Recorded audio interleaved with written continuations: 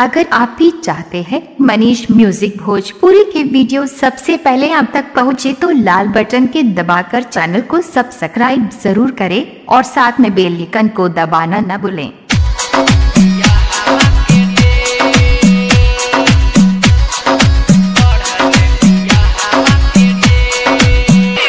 Manish video present mobile number 9120081736।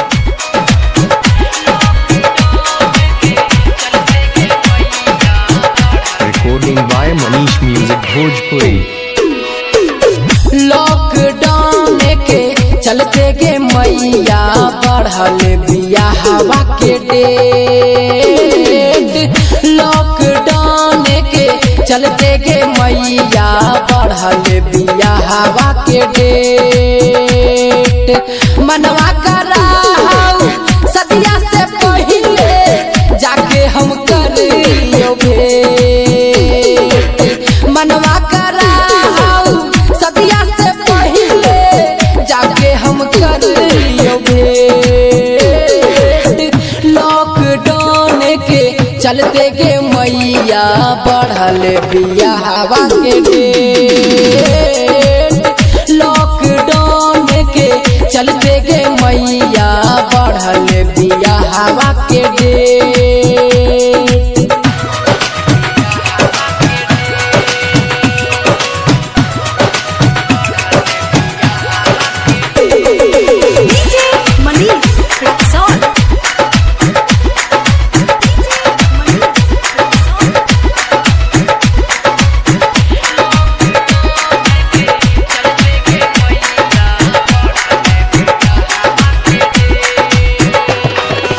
रोज रोज WhatsApp पर chatting करा हो, कहा हो आजा राजा घर। वीडियो कॉलिंग में देखते मिले रे खातिर मनावा जा हार।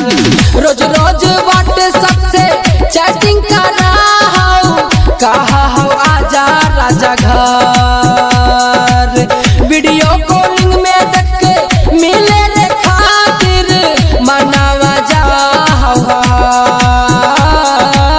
रतिया में बतिया करहियो खूबे भोरे उठाहियो लेट। लॉकडाउन के चलते गे मैया बढ़ल बिया हवा के डेट।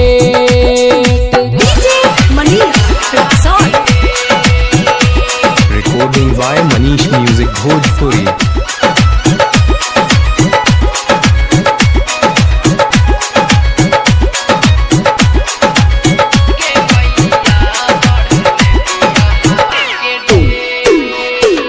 सुन सुन के मैया कौनो करते उपैया तब नजर तो तोरे हाथ।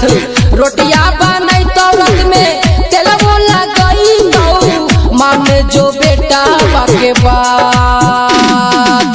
सुन सुन के मैया कौनो करते उपैया तब नजर तो तोरे हाथ। रोटियो बनई तो रत में गोड़वो दबाई तो मान जो बेटा बाके बात।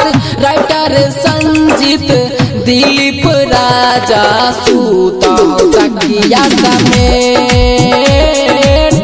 लॉकडाउन के चलते के मैया बढ़ल बिया हवा के डेट।